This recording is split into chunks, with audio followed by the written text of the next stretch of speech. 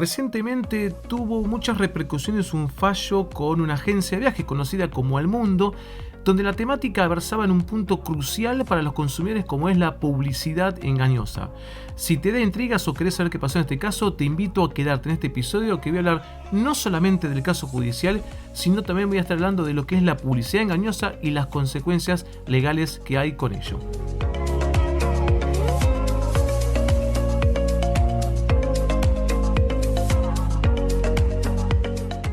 Bienvenidos a un nuevo episodio de este podcast llamado Derecho y Turismo. Y en este episodio, como les prometí, como les comentaba, mejor dicho, en la presentación, voy a hablar de un caso judicial. Y la gran pregunta es, ¿de qué se trata este caso? Porque ya tenemos claro que es con la agencia de viajes llamada Almundo. El caso fue una turista, una viajera, vamos a llamarla así, que en distintas oportunidades, mientras ella buceaba en su cuenta personal de Facebook, aparecen publicidades como nos pasa a todos nosotros cuando estamos en alguna red social. Y en estas publicidades aparecían mensajes, por ejemplo, voy a mencionar una del 27 de noviembre de 2017. Y el anuncio decía: volá al mundo con Cyber Monday. Solamente por hoy el pasaje que querías para Londres está por solo 17.686 pesos. Claro, el problema cuando fue un precio muy atractivo también para la época, hacer clic y al ingresar a los sitios de la agencia y avanzar con la operatoria se encontraba con que el ticket llegaba a unas cifras muy superiores que, si no recuerdo mal, llegaban algo así como casi 300.000 pesos, ¿sí? Después, por supuesto, optando por otras opciones, había más barato, pero no era nunca esa cifra, sino era mucho más. Y esto genera como esas diferencias que todos vamos a apreciar. Es más, en otra publicidad del 1 de diciembre de ese mismo año, también buceando por su cuenta de Facebook, esta viajera notaba que había una leyenda que decía: solo por hoy el pasaje que querías para Miami, solo por 2.318 pesos. Claro, el problema es que cuando accede al enlace y va al sitio, ve que el vuelo, un precio muy barato, incluso para hasta esa época, el vuelo era un vuelo que conectaba Nueva York con Miami. No nos olvidemos que hablamos de la cuenta personal de Facebook de una persona que está radicada en Argentina. Algo similar le pasó el 2 de diciembre también a la misma operatoria. Un mensaje era: solo por hoy el pasaje que querías para Barcelona, pero el punto de origen era Roma, no conectaba nunca a Buenos Aires. Esto de alguna manera motivó unos reclamos de la turista que llegó a la justicia, que curiosamente en la primera instancia la justicia entendió que tenía razón la agencia de viajes por unas cuestiones, vamos a llamarlas simplemente, no quiero reducirlas, pero por cuestiones de procedimientos y de pruebas, no por discusión de fondo de la cuestión. E incluso la jueza de primera instancia entendió que no se pudieron probar esos incumplimientos de oferta, ¿sí? Vamos a hacer un paréntesis importante aquí para todos los que están escuchando. ¿Por qué es importante la oferta? O mejor dicho, ¿por qué es importante la publicidad que hacemos? Y acá vamos a las consecuencias legales.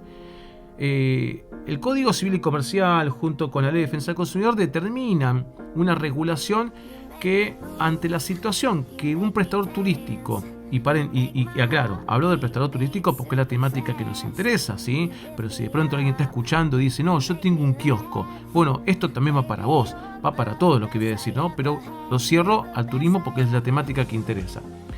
Y de pronto un prestador turístico incumple con las promesas o las expectativas generadas con su publicidad.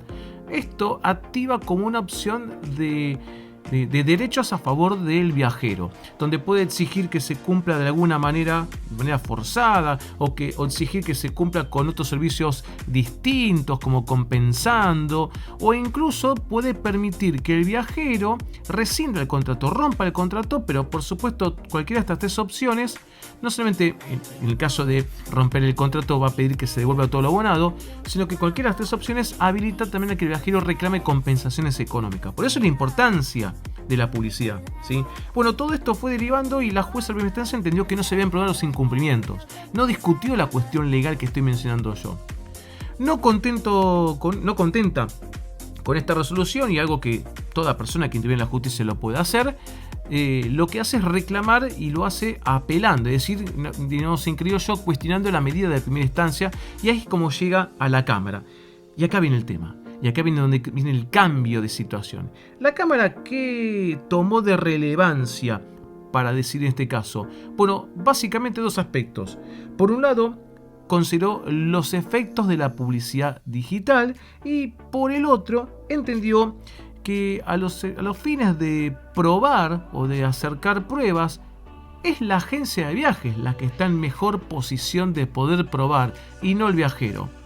Acá no son palabras mías, son palabras del fallo judicial de la segunda instancia, cuando dice que las publicidades, lo que uno llama, quizás alguna persona que esté escuchando de marketing digital me podrá corregir, agradecido de esas correcciones en los comentarios, pero lo que se llama generalmente banners, donde aparecen los mensajes que uno, por supuesto, ante esa atracción, ya sea con el dedo, si es que está en un celular o en un iPad o una tablet, o con el mouse en la computadora, accede a ese enlace y se dirige al sitio que está redireccionado para avanzar en esa oferta que le proponen.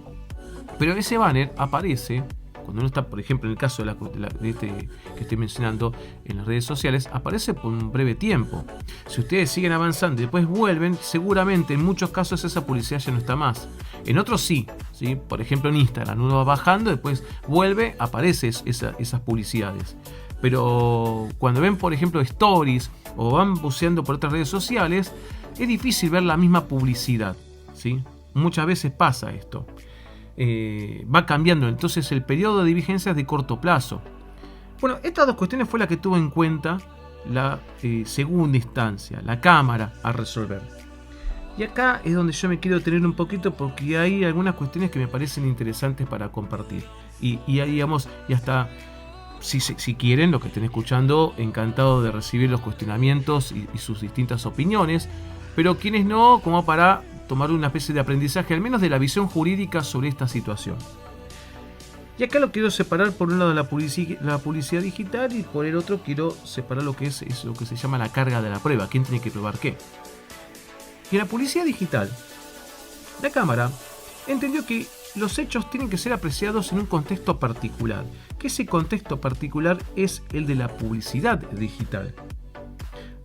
A ver, ¿por qué particular o por qué diferencial? Porque bueno, a diferencia de lo que nosotros podemos ver en la calle con anuncios gráficos, o lo que podemos ver, por ejemplo, en revistas o en diarios que tienen una permanencia, hasta incluso esa permanencia en muchos casos depende hasta de nosotros, en los entornos digitales se presentan muchas dificultades probatorias para estos viajeros, para estos consumidores, ya que además de la permanencia temporal también se ven como expuestos a innumerables oportunidades, ¿sí? De muchísimas ofertas. Ahí hay una sobreabundancia, una sobrecarga. Hablo de internet y fundamentalmente de las redes sociales. También habla el juez que sentenció en este punto, uno de los camaristas que opinó en detalle en su voto de este fallo judicial en segunda instancia.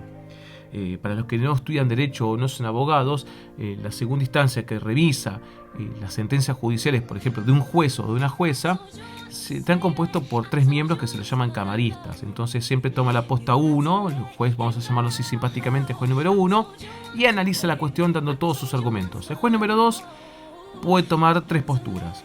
Puede decir, estoy de acuerdo con el juez número 1 y me remito y es como que elegantemente copio los mismos argumentos, no reescribo nada. Podría cambiar de una opinión totalmente distinta, o a veces puede estar de acuerdo con algunas diferencias y las explica en su voto. O sea, cada juez camarista da un voto.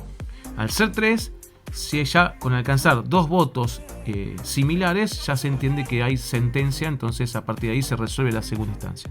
Bueno, cierro el paréntesis de la explicación y sigo con publicidad digital. Entonces, ¿por qué lo toma como especial el juez la publicidad digital? Bueno, por la sobrecarga, el poder de persuasión que tiene la publicidad y el poco tiempo de permanencia que tiene esta publicidad también, como para generar pruebas. Y a partir de ahí lo relaciona con 2 derechos que, coincido acá, me parecen esenciales para los viajeros, en verdad para todo consumidor, que es, por un lado, el derecho a la información y por otro lado, el derecho a la libre elección. Esta poca permanencia, esta sobrecarga y esta información muy escueta y muchas veces también tendenciosa, o quizás no, pero sí con poca información y poca claridad, que permite una variada amplitud de interpretaciones, afecta el derecho de información si esto, por supuesto, no se complementa luego con una adecuada información, ya sea con una explicación posterior, previa a la firma del contrato o al pago, con una ampliación de los detalles en otro enlace, muy claramente visibles y claramente también, disculpen la redundancia, explicados. A esto me refiero, que sean entendibles por todos, no por alguien que conoce la temática. Y después la libre elección, el derecho a la libre elección, que en realidad son como problemáticas que van hermanadas, porque si yo tengo poca información, seguramente voy a tener muy afectado mi capacidad de decisión.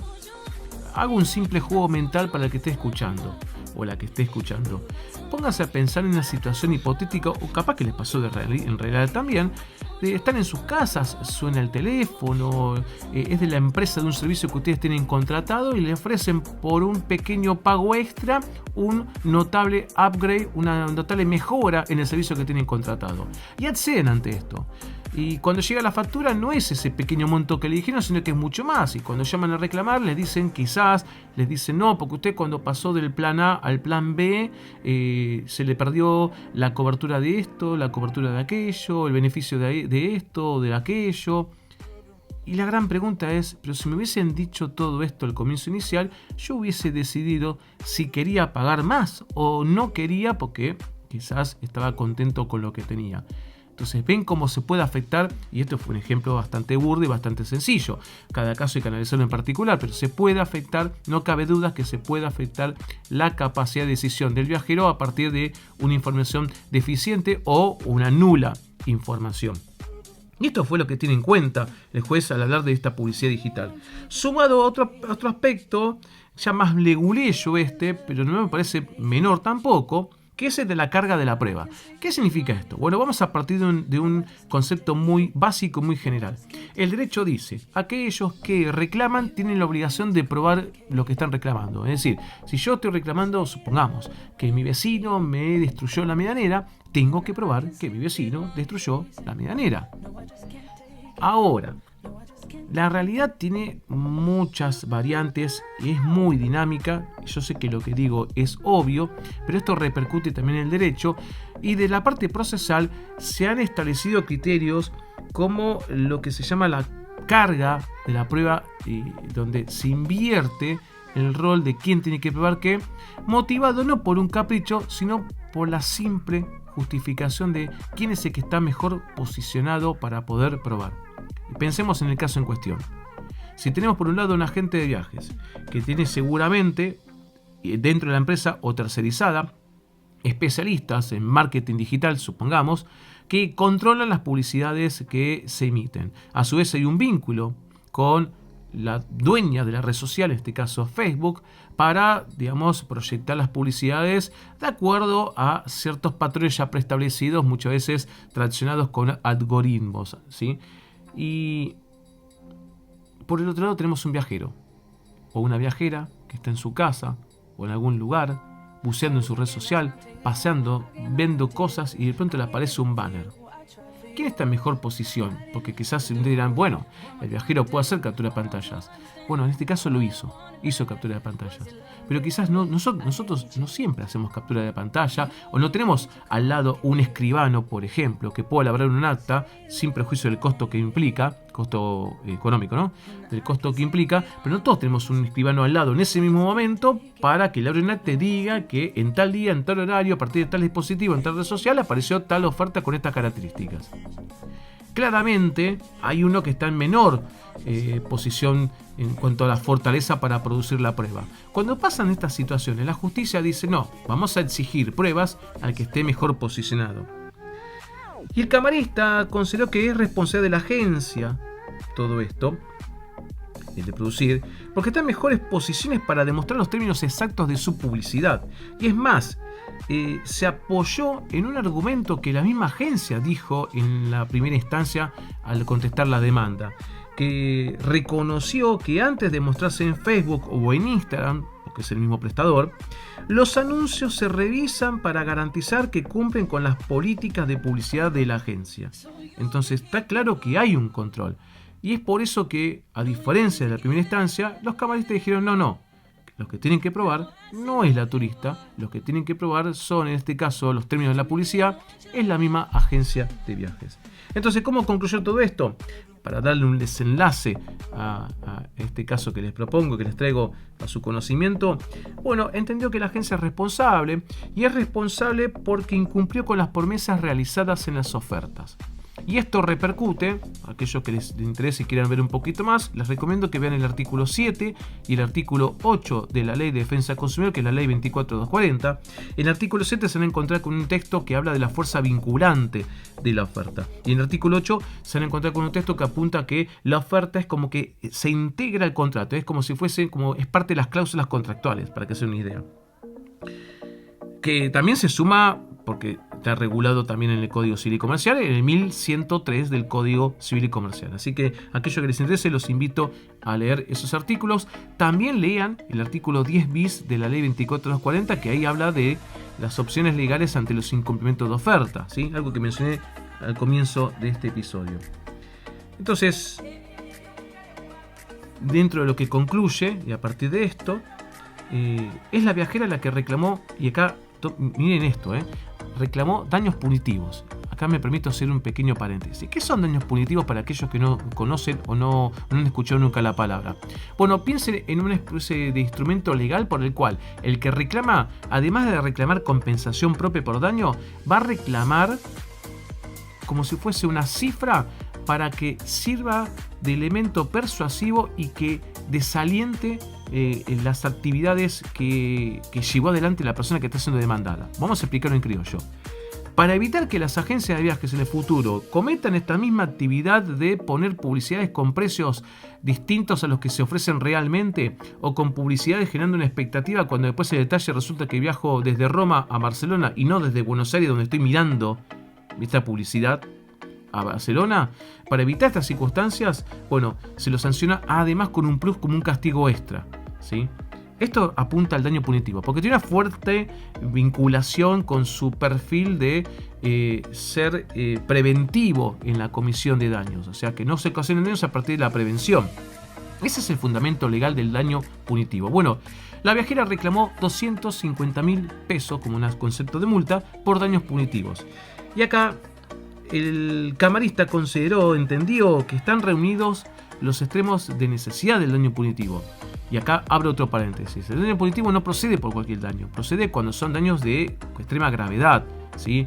Gravedad porque el que cometió el daño lo hizo con notable intención, esto que se llama dolo en derecho, o también porque lo hizo en un sentido de afectar derechos esenciales, como el caso, el de la libre elección y el derecho a la información. Y acá el juez entendió que están dando los presupuestos, así que terminó sancionando a la agencia de viajes, además con una multa por 250.000 pesos por incumplir estas ofertas. Bien, vamos a cerrar con esto antes de pasar a las preguntas, y yo les prometí, digamos, algunas consideraciones legales de esto. Como abogado, por supuesto, siempre que les hablo a ustedes, salvo algún caso particular que lo voy a remarcar, siempre hablar como profesional del derecho. Y entiendo que hay fundamentos y que tiene razón lo que decide la justicia. Todos los proveedores turísticos tienen que poner especial atención antes de emitir una oferta. Porque no es que solamente se castiga cuando uno miente. También genera responsabilidades cuando hay omisiones, hay descuidos. Entonces, de pronto, el precio no está actualizado, no pusimos condiciones respecto de las cantidades de pasajeros que podían viajar, o el tiempo de duración de la oferta. Capaz que era una oferta que estaba vinculada a un acuerdo previo, que quizás nuestro prestador turístico en particular nos asegura ese precio, voy a suponer, hasta el 30 de noviembre. Bueno, aclaremos en la oferta que es hasta el 30 de noviembre. Tenemos que ser claros. No pensar que por ocultar información o por no decir una cosa a la otra vamos a desalentar al viajero que contrate. Piénsenlo como un argumento por el cual todas esas especificaciones que puede estar directamente en la publicidad o puede estar claramente redireccionadas a partir de un enlace u de otro documento, pero tiene que ser claro el primer contacto con el viajero, tiene que estar claro todas esas condiciones. Porque si no después, cuando querramos hacer valer esas condiciones, y acá les hablo a los prestadores turísticos, van a encontrar un poco apoyo legal para la defensa de sus intereses, como pasó en este caso con la agencia de publicidad. Sí, perdón, con la agencia de viajes. Así que ahí a poner muchísima atención. Y para finalizar, antes de cerrar, quiero pasar a responder algunas preguntas que me fueron llegando, a quienes, como siempre, agradezco a todos los viajeros la confianza que tienen en transmitirme sus problemáticas particulares, ¿sí? Por supuesto, yo hago siempre referencias, pero trato de hacer reserva de los nombres por razones obvias. Así que voy a estar haciendo referencias quizás un poco intuitivas, pero para quien me escribe, enseguida se va a dar cuenta. En el resto me interesa compartir la consulta. Por un lado, una persona identificada como Cel me escribe, me dice: hola, Derecho Turismo, saqué un pasaje por Fraibonde y modifiqué la fecha de viaje el mismo día. Ahora no me reconocen la fecha final, que es la que figura en el ticket, y me rechazan el previaje porque dicen que la fecha que se toma en cuenta es la inicial. ¿Esto es legal? Bueno, a ver, punto 1. Yo acá insisto con la agencia de viajes. La agencia de viajes no, con la aerolínea, insisto a ver que den una formal respuesta. Perdón que sea prejuicioso, pero me tengo que inclinar, que acá me cuesta entender que la aerolínea tenga algún motivo por el cual te quieran decir que no sin algún justificativo. Quizás habrá una cuestión propia del sistema de previaje, que muchas veces, no quiero atacar el previaje para nada, ¿no? Hablo de las cuestiones cuando son trámites burocráticos. Muchas veces los procesos burocráticos a veces se alejan del sentido común, y quizás es cierto que no se puede hacer esto, pero también quizás es cierto que se puede hacer de otra manera. Insisto, hablar con la aerolínea y también consultar a las autoridades de previaje, a ver qué respuesta te pueden dar respecto a esa operatoria. Fíjate en la página, seguramente hay un mail o un dato de contacto cuando uno carga esa información. Plasmar también con ellos a ver cómo se puede resolver. Estoy convencido que quizás seguramente te haya mucho trabajo y mucha mala sangre, como se suele decir, pero estoy seguro que a fuerza de pujar y de reclamar y de consultar, creo que te van a dar solución a tu situación, sea uno u otro. Después contame cómo te fue. Después otra persona que me escribe, vamos a llamarla Adrián, me dice: ¿me aconsejas viajar en este verano, dado todo lo que pasó en estos últimos meses con los cupos de ingreso al país? Bueno, claramente ante la consulta veo que el viaje que estás pensando es al exterior. A ver, Adrián, pregunta básica, no te puedo dar una respuesta si te aconsejo o no, porque la verdad que me parece, digamos, una decisión muy personal. Si querés, si se te sirve, yo te respondería qué haría yo en tu lugar, ¿sí? Y bueno, si tengo que viajar al exterior o quiero viajar al exterior, este verano yo lo haría.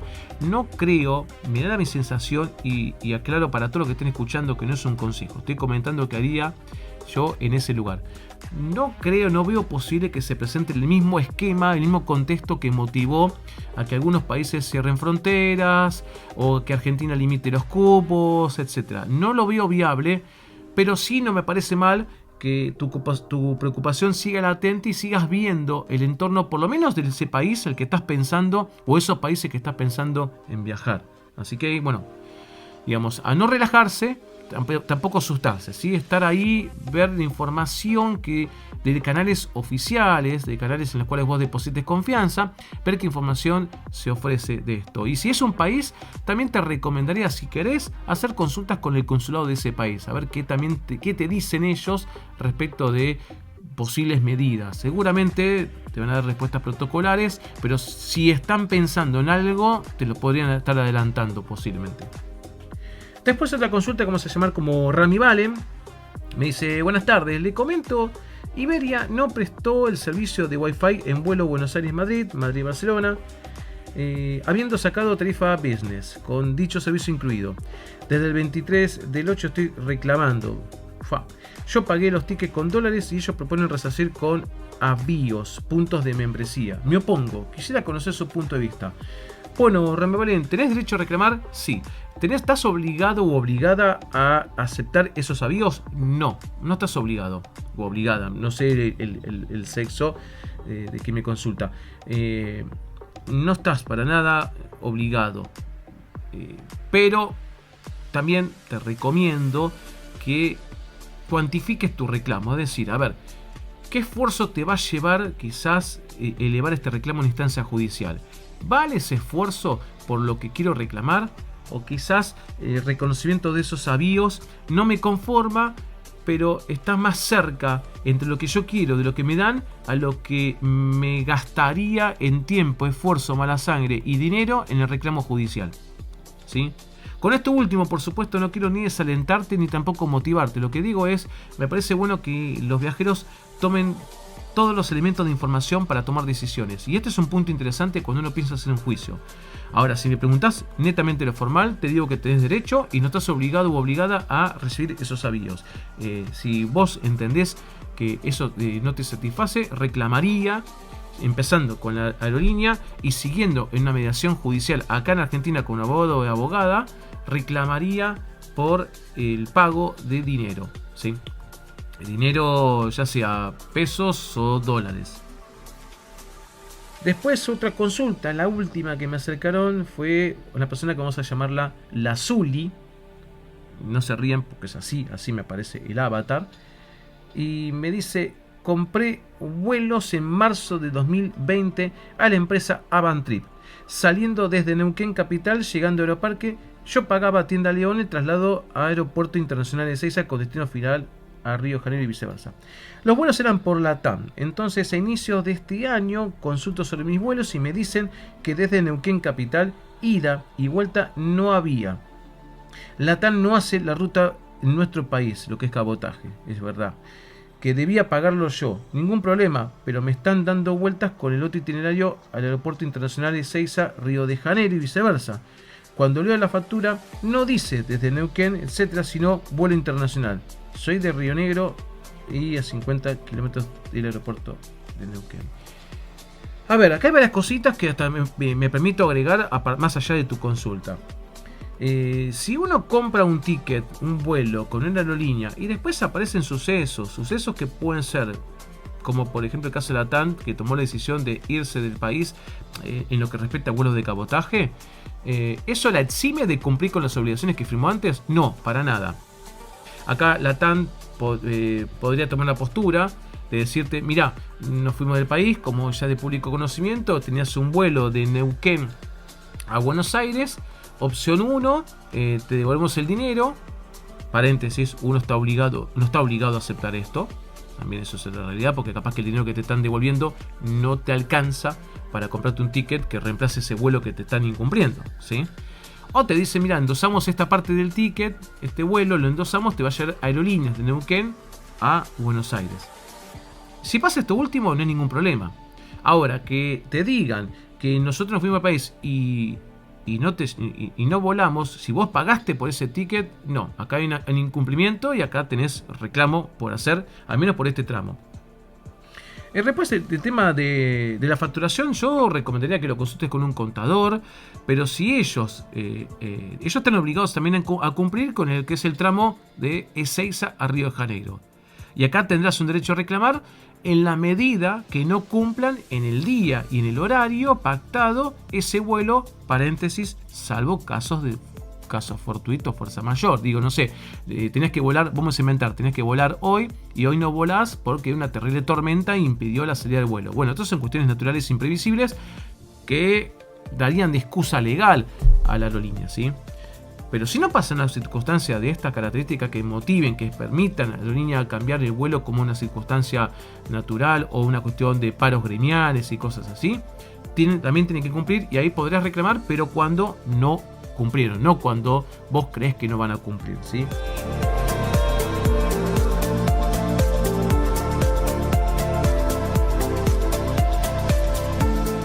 Hemos llegado al final de este episodio. Muchas gracias por quedarse y acompañarse.